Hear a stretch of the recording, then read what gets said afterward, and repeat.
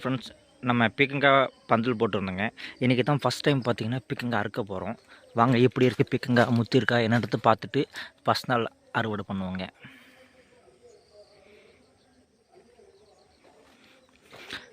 பீக்கங்காய் எல்லாம் பிஞ்சாக தான் இருக்குது. இன்றைக்கி அறுவடை பண்ணுற மாதிரி எதுவும் இல்லை போல இருக்குங்க. ஸோ சாமிக்கு படைக்கிறது மட்டும் பார்த்திங்கன்னா நம்ம ஒரு 3 பீக்கங்காய் அறுத்துட்டு போகலாங்க. இது நல்லா இருக்குது, முத்தி போயிடுற மாதிரி இருக்குது. இதை அறுத்துக்குவோம். அப்படியே உள்ளே போனோம்னா பந்தலில் பார்த்திங்கன்னா இதோ பாருங்கள், இது நல்லா சைஸாக இருக்குது. இதை நம்ம அறுத்துக்கலாம். மொத்தமாக 3 காய் அறுக்க போகிறோம் இன்றைக்கி சாமிக்கு படைக்கிறதுக்காக. இந்த காய் நல்லா தான் இருக்குது, பட் ஆனால் கொஞ்சம் சின்னதாக இருக்குது. இதை நாளைக்கு அறுத்துக்கலாம். சரிங்களா, வாங்க உள்ளே போயிட்டு பார்க்கலாம்.